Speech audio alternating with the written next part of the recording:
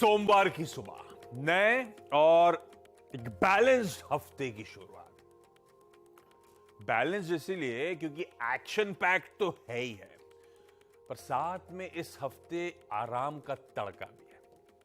दरअसल बीचों बीच हफ्ते के वेडनेसडे को बकरीद के चलते मार्केट हॉलिडे है, तो हम 2 दिन काम करेंगे छुट्टी, फिर 2 दिन काम करेंगे, फिर वीकेंड सामने। बढ़िया, बहुत ही बढ़िया हफ्ता हमारे सामने खड़ा हुआ। और अब इस हफ्ते की इंपॉर्टेंस भी समझा देता हूं।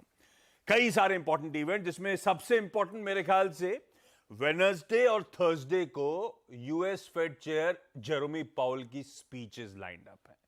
पोर्चुगल और स्पेन में एक इवेंट हो रहा है ईसीबी का, उसमें स्पीचेस हैं और खास तौर पर दुनिया भर की नजर इसलिए रहेगी क्योंकि लास्ट जो टेस्टिमनी हुई थी पाउल साहब की, उसमें थोड़ा सा हॉकिश तड़का उन्होंने रखा था, तो स्पीचेस इंपॉर्टेंट।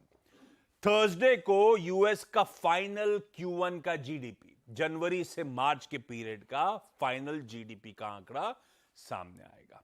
उसी दिन थर्सडे को यूएस में एक बैंक स्ट्रेस टेस्ट जो हुआ है उसके रिजल्ट्स सामने आएंगे। और हमारे यहां वो डिलेड मॉनसून जो अब तक कह रहे थे, बढ़िया तरीके से पिकअप हो गया है। भाई साहब, मुंबई में पूरे वीकेंड गजब की बारिश, देर आए लेकिन दुरुस्त आया है। सॉलिड मॉनसून के बौछारें पूरे वीकेंड। थर्सडे को ध्यान रखिएगा, इस हफ्ते, इस महीने की, यानी कि जून वायदा की मंथली एक्सपायरी की हम लोग तैयारी करेंगे। वेडनेसडे की छुट्टी के बाद लौट के आएंगे, थर्सडे को इन सारे इंपॉर्टेंट इवेंट्स के बीच में हम एक्सपायरी की तैयारी कर रहे होंगे। और हां, इस हफ्ते प्राइमरी मार्केट्स का एक्शन वाकई पिकअप होगा। 3 आईपीओस मेन बोर्ड पे खुलने हैं, जिसमें से एक तो हेडलाइन में प्रोड्यूसर साहब ने मेंशन करा है, मच टॉक्ड अबाउट, वो आइडिया फोर्ज का आईपीओ आज से सब्सक्रिप्शन के लिए खुलने जा रहा है। और इस पूरे महीने की दिहाड़ी अब तक नहीं मिली है, तो इसी हफ्ते फ्राइडे को 30 तारीख को सैलरी आएगी। ये एटीएम के सामने हमारे साथी सब इंतजार करते हुए। इस बीच आज के क्यूज आपकी स्क्रीन पर रख देता हूं। एसजीएक्स निफ्टी कह रहा है हम फ्लैट शुरुआत करेंगे, हल्के लाल निशान के साथ। कहने के लिए लाल निशान, 10-11 पॉइंट की हल्की सुस्ती, हल्की नरमी, कह लीजिए लार्जली फ्लैट। जहां फ्राइडे को खोला था, बंद किया था, उसी के आसपास आज हम लोग कामकाज की शुरुआत करेंगे। एशिया स्क्रीन पर रख दीजिएगा, मिला जुला कामकाज है, लार्जली एशिया। थोड़ा बहुत हरे में आपको कई सारी पॉकेट्स नजर भी आएंगी। हैंगसेंग, ताइवान, शंघाई, ये तो एक्सटेंडेड पॉज के बाद, वीकेंड के बाद वापस सेशन खुल रहा है, इसीलिए थोड़े से वो 2-3 दिन के एबरेशंस को डाइजेस्ट कर रहा है। जो अदरवाइज खुले हुए हैं, फ्लैट है या इन ग्रीन ट्रेड कर रहे हैं। यूएस के मार्केट्स अब स्क्रीन पे, और वो फ्राइडे को भी वो profit taking type mood linger on कर रहा है। 2/3 से 1% के आसपास का दबाव, कोई डाउ 2/3 तो कोई नैस्डैक 1% कमजोर होकर फ्राइडे को बंद हुआ। और आज सुबह के फ्यूचर्स फ्लैट है, स्लाइटली इन ग्रीन कामकाज करते हुए। यह है कहानी ग्लोब की। हुआ क्या, इन सब पे बातचीत नीरज जी बगल में बैठे हैं, इनसे वीरू से बातचीत करेंगे। कैसे निफ्टी बैंक की अब स्ट्रैटेजी बनानी चाहिए, जो थोड़ा सा मुनाफा वसूली का दबाव देखने को मिल रहा है ग्लोबली, उसके बाद क्या मूड है। और भाई साहब, आपको जन्मदिन की ढेरों शुभकामनाएं। कल सुना है आपने अपना जन्मदिन मनाया है, बहुत बहुत बधाई। और हर्ष का बताएंगे सारे इंपॉर्टेंट स्टॉक्स इन न्यूज। अभी ग्लोब में यूएस पूछूं कि वो रशिया की जो मस्त मूवी बन रही थी वो पूछूं? मेरे को लगता है रशिया समझाओ पहले तो आप। वो डायरेक्टर साहब ने हेडलाइन में, प्रोड्यूसर साहब ने लिख दिया ऐसा हुआ, वापस चले गए। हम बाजार वाले क्या टीवी बंद कर देते हैं सैटरडे संडे। वो तो संडे को अखबार देख, व्हाट्सएप ग्रुप ना हो तो पता भी नहीं चलेगा क्या हो रहा है। तो और पता होना भी नहीं चाहिए भाई, तैयारी तो मंडे सुबह ही करनी है। मामला क्या है, ये चचा तो कुछ और लड़ रहे थे, कोई दूसरी लड़ाई शुरू हो गई थी। हाँ, वेगनर ग्रुप एक्चुअली क्या प्राइवेट आर्मी है वो एक। इतनी बड़ी प्राइवेट आर्मी? हाँ, होती है। 50,000? यस 50,000। वो इन्होंने ही क्रिएट की है। इन्होंने, इनके सुना वो शेफ थे? नहीं, शेफ नहीं थे। सेंट पीटर्सबर्ग का वो एक्चुअली अपराधी था, वो जेल में बंद था। उसको इन्होंने निकाला और फिर वो उसने छोटे छोटे रेस्टोरेंट खोले, फिर बहुत बड़ी चेन खोली और बहुत बड़ा वो रेस्टोरेंट्स का मालिक हुआ, इसलिए उसको शेफ बोलते हैं। और इनका बहुत ही खास पर्सनल डिशेस, बहुत ही खास। क्या मामला है, ये क्या पंगा हो गया? तो इन्होंने लड़ने के लिए उसको भेजा था। दोनास्क की जो फ्रंट लाइन लड़ाई थी वो ये लोग कर रहे थे, मर्सनरीज है ये, पैसे लेके लड़ाई करते हैं सब जगह, सीरिया में, लेबनान में, सब जगह जाते हैं, पैसे लेकर के लड़ाई करते हैं। तो चूंकि इन्हीं की आर्मी से पैसा, मॉस्को से पैसा लेते हैं और लड़ते हैं उसके बिहाफ में हाँ ज्यादातर। बिल्कुल, तो उन्होंने लड़ने के लिए भेजा, वहां लड़े बड़े और इनके कई लोग मारे गए, काफी मारे गए। तो झगड़ा ये हुआ कि इसने कहा, वैगनर ग्रुप के हेड ने, कि रशियन आर्मी हमको सपोर्ट नहीं कर रही और रशिया हमको हथियार नहीं सप्लाई कर रहा, हमारे लोग मर रहे हैं बहुत। उसकी वजह से झगड़ा शुरू हुआ। फिर ये जो डिफेंस मिनिस्टर है इसको हटाओ, आर्मी चीफ है उनको हटाओ। तो बाबा पुतिन से नहीं है, हमारा डिफेंस मिनिस्ट्री से इशू है, क्योंकि वो लोग इंटरनल फाइट हो गई थी, म्यूटिनी थी ना, क्योंकि आपस में झगड़ा हुआ, इनके लोग मर रहे थे, उनको हथियार नहीं मिल रहे थे। तो वो झगड़ा वहां से बढ़ते बढ़ते आया और उसने कहा कि अच्छा ये नहीं मान रहे तो हम तो कू कर देंगे और पूरा कब्जा कर लेंगे मॉस्को की तरफ। 250 किलोमीटर मॉस्को है वहां से जहाँ से ये लोग चले थे। लेकिन ये सारा ड्रामा कुछ 10-12 घंटे के अंदर खत्म हो गया, क्योंकि पुतिन ने वहाँ इमरजेंसी लगाई तब हुआ। पुतिन ने उसकी जो डील थी ना कि ऐसा करो वैसा करो, उसमें कुछ नहीं किया उन्होंने सिर्फ ये कहा कि वापस चले जाओ, इसी में तुम्हारी भलाई है, वरना सब मारे जाओगे। और डील सिर्फ ये है कि तुमको मैं बरी करता हूँ इस अपराध से। जो ये खबरें चल रही ना कि उसके सारे वो तो पहले ही माफ है यार, उसमें क्या माफ कर देगा, वो तो माफ करके उसको बनाया। अभी जो म्यूटिनी का अपराध तुम्हारे ऊपर लग रहा है, इसमें तुमको छोड़ देंगे, तुम्हारे किसी साथी को नहीं करेंगे, और जो तुम्हारे पैसे के लेन देन वो हो जाएगा, बट यू लीव इट। वो बेलारूस चला गया और कोई बड़ी बात नहीं, किसी दिन आपको नाली में पड़ा हुआ मिले वो। This is the politics of Russia. इसलिए कुछ नहीं हुआ। हमको लग रहा था जब फ्राइडे को हमने खबर देखी थी लेट नाइट, हमको पता चल गया, हमने कहा क्रूड में कम से कम 10% का उछाल आना चाहिए, ये हिला नहीं वो। ये तो ऐसा लग रहा है कि प्लान किया था पुतिन ने कि ऐसा ऐसा करो, पूरा सब ड्रामा। ऐसा कुछ नहीं हुआ, जीरो इम्पैक्ट है वहाँ पे, और वो भाग गया है, वो आर्मी उनकी पीछे चली गई है, सब नॉर्मल एज इट इज। अब वापस रशिया यूक्रेन। अब ये जो बेचारे 40-50 हजार हैं, इनके सरगना तो भाग गया बेलारूस। अब इनकी हालत बड़ी खराब है। बेलारूस मतलब कहीं दूरी भाग गई, बगल वाले देश में उसको बोला, हाँ नहीं पैसे दिया, जाइए आप यहाँ से, तो देश छोड़ दिया। तो अब ये लीड नहीं कर रहा उस आर्मी को, अब वो लीड नहीं करेगा, बाहर से लीड करेगा, लेकिन अब जब आपके आदमी सारे थे तो कैसे लीड करोगे आप। तो ये एक बहुत सारी इसमें थ्योरीज चल रही, कुछ लोग कह रहे हैं कि पुतिन नहीं किया। एरर जो पेंटागन का था 6.5 बिलियन, वो कहाँ गए? हाँ, वो कुछ लोग कह रहे थे कि उधर से भी पैसा ले लिया, इधर से भी पैसा ले लिया, और पुतिन ने पूरा खेल करके दिखा दिया। फिर एक थ्योरी ये चली कि पुतिन ये देखना चाहते थे कितने लोग गद्दार हैं इस सिस्टम में। वो सब निकल के आ गए, उनसे पता चल गया ना कितने लोग हमारा तख्ता पलट करने जा रहे हैं। ऐसी बहुत थ्योरीज वहाँ चल रही हैं। लेकिन लोगों को ये भूलना नहीं चाहिए कि पुतिन KGB का ग्राउंड का आदमी रह चुका है। उसको जरा सा मालूम होता पत्ता कैसे हिलता। जो वहाँ की जो एजेंसी है उसके थ्रू उसने बहुत काम किया, उसने लड़ाई कराई चेचन में बहुत सारी। तो पुतिन को आप ये समझ लें खाली वो एक नेता नहीं, वो इंटेलिजेंस का आदमी है, वो डिफेंस का आदमी है, वो सैनिक है, उसको सब मालूम है म्यूटिनी कैसे तोड़ी जाती है। 6-10 घंटे के अंदर म्यूटिनी तोड़ दी उसने। तो खैर वो खत्म हो गई, उस स्टोरी में कोई दम नहीं रशिया को रिएक्ट, हमें कुछ करना नहीं है, कुछ नहीं करना। अच्छा वो छुट्टी पे थे हम, जब रशिया ने नहीं किया तो हम क्यों करें। क्रूड हिला नहीं, हम तो लगा क्रूड हिलेगा या जो भी कमोडिटीज हिलेंगे, उसमें कुछ हुआ नहीं। तो वो पूरा मामला हो गया सेटल। अब मामला फंसता है कि यूएस में क्या हुआ। यूएस में देखो अब सिर्फ एक ही ट्रिगर है, नतीजे नतीजे नतीजे। रिजल्ट आएंगे तो ही गाड़ी आगे बढ़ेगी। बाकी सब लोग इंतजार कर रहे हैं कि फेड कुछ अपना रुख बताए, नए करे। ये सब चीज़ें इंट्राडे के लिए ठीक हो सकती है, लेकिन ट्रेंड आपको वहीं से मिलेगा, क्योंकि सारे टेक्नोलॉजी शेयर थोड़ी बड़ी प्रॉफिट बुकिंग हो रही है। अगर आपने गौर किया हो तो फ्राइडे को नैस्डैक काफ़ी गिरा, बाकी कोई नहीं गिरा। तो नैस्डैक में लोगों को ऐसा लगता है, ETF जो है 3.25% गिरा है, तो थोड़ा सा लोगों को लग रहा है ना रिजल्ट से पहले निकल लेना चाहिए।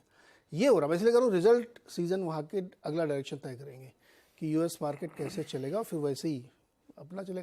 बाकी चीन में वही पुरानी कहानी है, डर लगा हुआ है लोगों को क्या होगा। ज्यादा घबराने का नहीं, लेकिन अपने मार्केट में अभी पानी बरस गया ना, अपना भी SIP चल रहा है। SIP नहीं रोकने का, वरना कंपाउंडिंग का नुकसान हो जाएगा। रखिए बाकी ठीक है, नहीं ऐसा कुछ नहीं है ना ज्यादा। थोड़ी सी प्रॉफिटिंग पिछले हफ्ते से प्रॉफिटिंग हम देख ही रहे थे, पिछले हफ्ते देख रहे हैं अपने, आज भी हो सकती है प्रॉफिटिंग, इसकी वैसे कोई बड़ी बात नहीं है, लेकिन ऐसा कोई ट्रेंड रिवर्सल नहीं है, प्रॉफिटिंग हो सकती है। ये आज जब यूक्रेन का रशिया की इनफाइटिंग चल रही थी ना, तो यूक्रेन आर्मी का एक ट्वीट आया था 3 वर्ड्स का, वी आर वॉचिंग। उसमें एक वो पहले ट्वीट दिखाई डायरेक्टर साहब, और उसके बाद एक बहुत आपने देखा होगा एक सोल्जर बहुत सारे पॉपकॉर्न खाता हुआ एंजॉय कर रहा है कि अब तो ये यूक्रेनियन सोल्जर वाले आपस में लड़ रहे हैं, वो खाते खाते वो पॉपकॉर्न ये एंजॉय कर रहे हैं। बहुत ट्रेंड हुई थी और ये पॉपकॉर्न पार्टी बहुत दिन चली नहीं, इनकी बहुत घंटे चली नहीं पाई है। इसमें असली गोगली यूएस की हुई है। पेंटागन समझ ही नहीं पा रहा हुआ क्या। हमको लग रहा था कि पलट जाएगा, पुतिन हार जाएगा, ये कुछ नहीं हुआ यार। वो तो बेचारे एकदम डिसअपॉइंटेड है। चलिए, ये है ग्लोब की कहानी। अब आइए देसी। एक बार जरा निफ्टी का week on week performance screen पे रखिएगा। 4 हफ्ते से, अब वो ठंडे हफ्ते भी हो सकते हैं, लेकिन 4 हफ्तों से back to back week on week gains deliver कर रहे थे भारतीय बाजार। वो देखिए आपकी स्क्रीन पे। लास्ट वीक कुछ मुनाफा वसूली का दबाव, और लास्ट वीक वो था जब सेंसेक्स ने अपने नए रिकॉर्ड उच्चतम स्तर छुए थे और निफ्टी 1 पॉइंट से चूक गया था। पर मुनाफा वसूली की गिरफ्त में आया भारतीय बाजार, और ये मुनाफा वसूली हमारे यहां नहीं, ये ग्लोबल सिनेरियो था। लास्ट वीक का यूएस मार्केट्स भी स्क्रीन पे रखिएगा। कई हफ्तों की तेजी के बाद वीक ऑन, ये देखिए कहानी। वहां पे एसएनपी 5 हफ्तों के गेन्स के बाद गिरा, नैस्डैक 8 हफ्ते की बैक टू बैक रैली के बाद गिरा, और इवन डाउ 3 हफ्ते बैक टू बैक उछलने के बाद। तो ग्लोबली प्रॉफिट टेकिंग का मूड, और वैसे ही आज भी सबड्यूड सी स्क्रीन से नजर आ रही है। वीरू, ऐसे में निफ्टी बैंक का अप्रोच क्या रहेगा? गुड मॉर्निंग आशीष। देखिए, तीनों ही इंडिसेस, आपका निफ्टी बैंक और निफ्टी आईटी, तीनों ही इंडिसेस एज पे बैठे हुए हैं। और शुक्रवार की जो मेरी कमेंट्री थी उसमें मैंने 3 बातें कही थी कि एक तो टर्बुलेंस के लिए तैयार रहिए, मल्टीपल काइंड ऑफ स्विंग्स जिसे कहते हैं, अप्स एंड डाउन्स, और तीनों ही इंडिसेस में अलग अलग। लेकिन निफ्टी में कोर अप्रोच ये थी आशीष कि हमारे इस पूरे अप ट्रेंड में, जो ये अप ट्रेंड रहा है 26 अप्रैल से लेकर अब तक, 10 डे एक्सपोनेंशियल मूविंग एवरेज और 20 डे एक्सपोनेंशियल मूविंग एवरेज दोनों क्रिटिकल एवरेज रहे हैं। The moment you will breach 18,710 on the down side, 18,710, that is 10 day exponential moving average, और सस्टेन करेगा तो एक शॉर्ट ट्रेड बनेगा for a possible down swing of 20 day में, जो कि परसिस्ट कर रहा था 18,639 पे। ऑलमोस्ट वही लो लगा शॉर्ट ट्रेड पे, और 20 डे में हम टच करके आए। ऑलमोस्ट निफ्टी 20 डे की ट्रैजेक्टरी में क्लोज हुआ आशीष। अगर शॉर्ट ट्रेड है आप तो क्या करें? और निफ्टी बैंक में शॉर्ट ट्रेड नहीं बना था। क्यों? क्योंकि क्लियर कट अप्रोच थी कि जब तक 43,510 ऑन द डाउन साइड नहीं ब्लीच होगा, आपको लॉन्ग रहना है और डिप्स को बाय करना है। और एग्जैक्टली निफ्टी बैंक का जो डे लो था आशीष, वो 43,510 की ट्रैजेक्टरी ही थी। अब कैसे अप्रोच करें? देखिए, मेरे मुताबिक आपके पास अगर निफ्टी का शॉर्ट ट्रेड है और नहीं भी है तो क्या करें? Let's check institutional approach Ashish. Cash का अभाव है, एफआईएस की कैश में सेलिंग, डीआईएस की कैश में सेलिंग, 350 करोड़ रुपए की, 700 करोड़ रुपए की। इंडेक्स फ्यूचर्स एफआईएस ने आशीष करीब 247 करोड़ रुपए का बेचा, करीब 2700 कॉन्ट्रैक्ट लॉन्ग उन्होंने रिड्यूस कर लिए। स्टॉक फ्यूचर्स में 494 करोड़ रुपए की buying, 14,000 contract long, 10,000 contract short. लेकिन इंडेक्स ऑप्शंस में आशीष 10,000 करोड़ रुपए की सेलिंग हुई है। और हुआ क्या, यहां पर 2 लाख कॉल खरीद के लगभग 2,10,000 कॉल बेच दी, यानी restricted upside as per these stats. और पुट लॉन्ग 2,27,000, उसके अगेंस्ट मात्र 1,38,000 पुट। तो एफआईएस के स्टैट्स और ऑप्शंस के स्टैट्स और इंडेक्स के स्टैट्स थोड़े से खराब है आशीष। आपकी स्क्रीन पे पिरामिड्स आएंगे और कॉल राइटिंग के स्टैट्स आएंगे। सबसे स्ट्रॉन्ग कॉल राइटिंग अब इस मंथली कॉन्ट्रैक्ट में जो एक्सपायर होगा गुरुवार को आशीष, वहां पे खड़ी है 18,800, और अब वो नीचे भी आ रही हैं, करीब करीब 65 लाख का आउटस्टैंडिंग वाई। ये देखिए आशीष, 18,800 और 700 की कॉल ह्यूज आउटस्टैंडिंग वाई होल्ड करती है। और नीचे पुट राइटर्स के पास कन्विक्शन नहीं है, कोई पुट एक कमांडिंग पोजीशन में है तो बस वो है 18,500 की पुट। मेरी अप्रोच क्या रहेगी? देखिए, पहले रेजिस्टेंस की प्लेट लेके आइएगा। RS1 रेजिस्टेंस की प्लेट ये सजेस्ट करती है अगर आपके पास शॉर्ट है शुक्रवार का, मैं तब तक लॉन्ग के बारे में नहीं सोचूंगा आशीष इस ओपनिंग के साथ, जब तक कि हम 18,708 और 18,744 744 क्या है, that is 10 exponential moving average, ये ट्रैजेक्टरी जब तक नहीं रीगेन कर रहा है, it's a short and rise for me. अगर आपके पास शॉर्ट है तो भी रखिएगा, कोई दिक्कत की बात नहीं है। लॉन्ग ट्रेड के कन्विक्शन तभी बनेंगे जब हम 744 के ऊपर सस्टेन होने लगेंगे 10 डे के ऊपर, अदरवाइज नहीं। 744 के ऊपर सस्टेन होंगे तो 784 810 तक का स्विंग मिलेगा, लेकिन फॉर द टाइमिंग नहीं। इन लेवल्स के नीचे शॉर्ट, शुक्रवार का अगर आपके पास शॉर्ट है या फिर हम शॉर्ट करते हैं पहले RS के नीचे, तो याद रखिएगा 18,629 जैसे कि मैं कह रहा था कि 26 अप्रैल से लेकर अब तक के स्विंग में 20 डिमा ने अपनी भूमिका निभाई है। अगर 629 पे अपने शॉर्ट को ट्रेड को चेक कीजिएगा, अगर नहीं वॉलेट हो रहा है तो कवर करेंगे, और वॉलेट हो रहा है आशीष तो बहुत स्ट्रॉन्ग चांसेस हैं कि आप 583 और 531 की ट्रेजेक्टरी में जाएं। बट इन सभी ट्रेड्स को चेक करना है exactly at 20 day exponential moving average that 18629। अब आते हैं निफ्टी बैंक पे। निफ्टी बैंक में सारा एडवांटेज एचडीएफसी बैंक दे रहा है आशीष। आईसीआईसीआई बैंक, एसबीआई के स्ट्रक्चर्स खराब हो चुके हैं, स्पेशली एसबीआई फ्राइडे के क्लोज में काफी खराब हो गया था। यहां पे अगर आप कॉल राइटर्स का प्लेसमेंट देखें और पुट राइटर्स का प्लेसमेंट देखें तो 44,000 पे और 43,800 पे इन दो जोन्स में सबसे स्ट्रॉन्ग कॉल राइटर्स बैठे हैं इस वक्त, सबसे स्ट्रॉन्ग कॉल राइटर्स। और अगर पुट राइटर कहीं पर है तो वह 38 लाख के आउटस्टैंडिंग ओआई के साथ 43,500 के, ये जो वाइल्ड आप ऑरेंज कैंडल देख रहे हैं। याद रखिएगा, रेजिस्टेंस की प्लेट लेके आइएगा। रेजिस्टेंस की प्लेट में RS1 यानी 43,801, 43,949, 44,024, ये हर सर्कमस्टेंसेस में एक सेल एंड राइज की ट्रेजेक्टरी है मेरे लिए। यहां पे इस रेजिस्टेंस 1 के आसपास एक शॉर्ट ट्रेड, और याद रखिएगा स्ट्रेंथ तभी आएगी जब हम 44,024 के ऊपर निकलेंगे, तभी लॉन्ग के बारे में सोचेंगे, या फिर जब हम शॉर्ट RS1 के आसपास करें। प्लीज उस शॉर्ट ट्रेड को हमें चेक करना है बेस 1 पे आशीष, और वो है 43,501, ठीक एग्जैक्टली वो शुक्रवार की लोवेस्ट ट्रेजेक्टरी। यहां पे शॉर्ट ट्रेड को कवर कीजिए, लॉन्ग के बारे में सोचिए, बट याद रखिएगा ये मैंने जो शब्द इस्तेमाल किया है, आपने ट्रेड को चेक करना है। अगर 43,510 वॉलेट हो रहा है आशीष और सस्टेन हो रहे हैं तो नीचे के जो पिवट पॉइंट्स हैं वहां तक वो शॉर्ट ट्रेड जा सकता है। निफ्टी बैंक अभी भी रेस्ट्रिक्टेड लॉसेस हैं, but Nifty Ashish below 10 DEMA weak लग रहा है आशीष। ये हो गई निफ्टी बैंक की आज की स्ट्रैटेजी। क्विकली आज के सारे important stocks news. Harshada, good morning. Good morning Ashish. पहले तो श्री सीमेंट, आज देखते हैं स्टॉक कैसे रिएक्ट करेगा, क्योंकि ओवर द वीकेंड इस तरह की डेवलपमेंट आ रही थी कि कंपनी पर बड़ी 23,000 करोड़ टैक्स चोरी का आरोप लग रहा था, और उसके बाद जो कंपनी की तरफ से सफाई आ रही है कि एक रेड नहीं है इनकम टैक्स डिपार्टमेंट की, सर्वे चल रहा है, हम कोऑपरेट कर रहे हैं। आज स्टॉक पर सबसे पहले नजरें रहेंगी मार्केट के खुलने के साथ ही। दूसरी तरफ शिल्पा मेडिकेयर कंपनी ने बोर्ड बैठक की थी, राइट्स इशू को लेकर अप्रूवल मिल गया है, और ऑफर साइज इस राइट्स का करीब 325 करोड़ का रहेगा। इसके अलावा कंपनी ने एक और बिजनेस था इनका, शिल्पा थेरेप्यूटिक्स नाम की कंपनी थी, उसको अपने आप में मर्ज करने का डिसीजन लिया है। ये प्राइमरीली ओरली डिस्पर्सिबल फिल्म्स बनाता है, इनका एक मैन्युफैक्चरिंग आर्म है, उसका कुछ फायदा मिलता हुआ दिखाई देगा। तो ग्रोथ और कॉस्ट एफिशिएंसीज और कुछ बेहतर होती हुई दिखाई दे सकती हैं इस पर्टिकुलर मर्जर के बाद। डिफेंस कंपनी, और वैसे भी हम पिछले हफ्ते खूब इसकी चर्चा कर रहे थे, तो कुछ और हाइलाइट्स आई। कल वित्त मंत्री का बयान भी आता हुआ दिखाई दे रहा था कि यूएस नेवी दरअसल कंक्लूड कर चुका है एक मास्टरशिप रिपेयर अग्रीमेंट जो एलएनटी के शिपयार्ड के साथ होगा। साथ ही साथ कुछ अग्रीमेंट फाइनलाइज भी होता हुआ दिखाई देगा कि मिड वॉयज यूएस नेवी की जो भी शिप्स हैं वो इंडियन शिपयार्ड्स में दरअसल आकर रिपेयर होंगी, और एक करार मजगांव डॉक और गोवा शिपयार्ड के बीच होता हुआ दिखाई दे सकता है। तो वो स्टॉक्स एक बार नजर रखनी चाहिए। आरईसी की तरफ से एक डेवलपमेंट आता हुआ, आरईसी 3,045 करोड़ फाइनेंशियल एड दरअसल बैंगलोर मेट्रो रेल कॉर्पोरेशन को देने वाला है। फेज 2 ऑफ मेट्रो बैंगलोर में जो चल रहा है उसके लिए दरअसल होता हुआ दिखाई देगा, तो वो स्टॉक आप ध्यान में रखेंगे। आरवीएनएल की तरफ से भी एक ऑर्डर का अपडेट आया है, ये L1 साबित हुए हैं।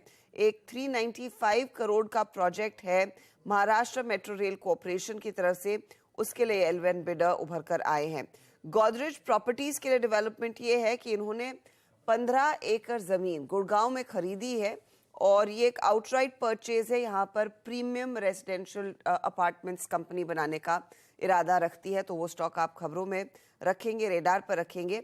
जाइडस लाइफ की तरफ से एक अपडेट आया, आपको याद होगा कोविड के दौरान माई लैब्स करके एक कंपनी थी जो अपने कोविड टेस्ट के लिए काफी प्रसिद्ध हुई थी। अब उस पर्टिकुलर एंटिटी में 6.5% हिस्सा इन्होंने ऑल कैश में 100 करोड़ देकर लिया है। तो जाइडस लाइफ भी आज खबरों में, उस पर आप ध्यान रखेंगे। और जैसे आप मेंशन कर ही रहे थे, आईसीआईसीआई सिक्योरिटीज रेडार पर रहेगा।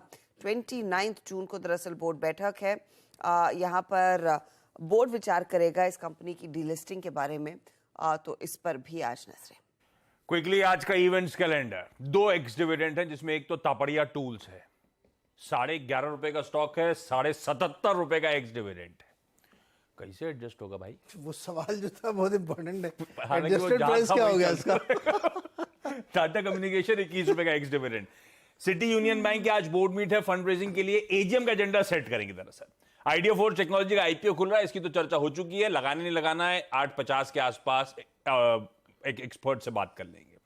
जी एंटरटेनमेंट एंटरप्राइजेज रडार पर रहेगा। सैट की आज हियरिंग फिर से शेड्यूल्ड है, आज डेडलाइन है, लास्ट डे है अगर आप एम्प्लॉइज पेंशन स्कीम में हायर पेंशन ऑप्ट करना चाहते हैं।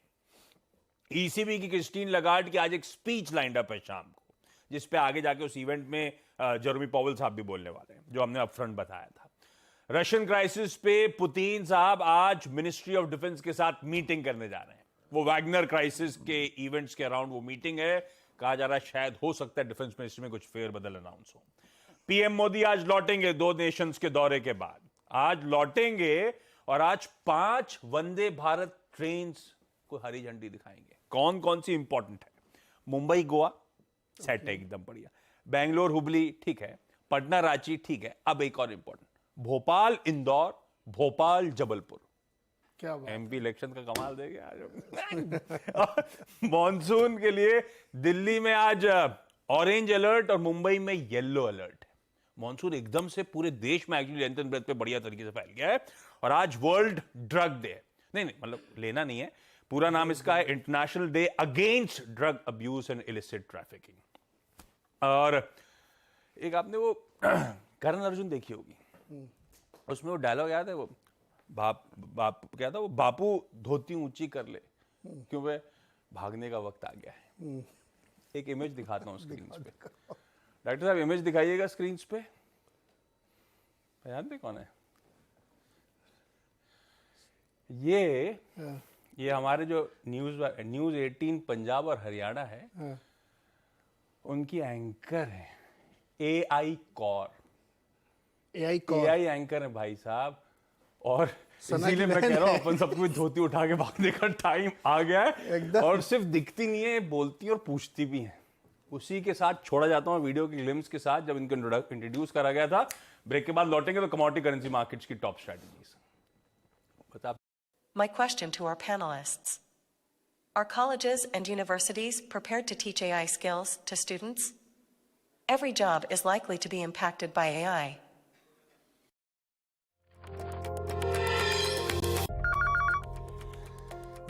लाइव भाई ब्रेक के बाद आपका स्वागत है। तब और आपकी सेकंड प्लेट दिखाइए। तो ज्यादा बदला नहीं है। हाँ, कच्चा तेल जितना इंचअप होना था वैसे हुआ नहीं। $1-1.5 की तेजी अभी भी नजर आई है आपको, जहां छोड़ा था उसके अब तक के बीच में। खैर, आईएफएल सिक्योरिटीज के अनुज गुप्ता साहब की प्रेफर्ड पिक्स स्क्रीन पर आ जाएंगी। कहां दाव लगाना है आज कमोडिटी? सोने का अगस्त वायदा खरीदिए, 57,750 का स्टॉप है। कच्चे तेल का जुलाई वायदा खरीदने के मौके ढूंढे जा सकते हैं 5500 के स्टॉप के साथ। यह है आज की कमोडिटी स्ट्रैटेजी। जाते आते एसजीएक्स निफ्टी स्क्रीन पर आएगा 12 पॉइंट के हल्के हरे निशान के साथ। लाल वाले थे, हम हरे पे आ गए। ये देखिए कहानी, क्योंकि एशिया बेहतर कर रहा था, हम पता नहीं क्यों सबड्यूट पड़े हुए थे। अब थोड़ा सा मोमेंटम पिकअप होता हुआ। इस नोट पर आज के शो मॉर्निंग कॉल में इतना ही। ब्रेक के उस पार सीधा सौदा। नमस्कार।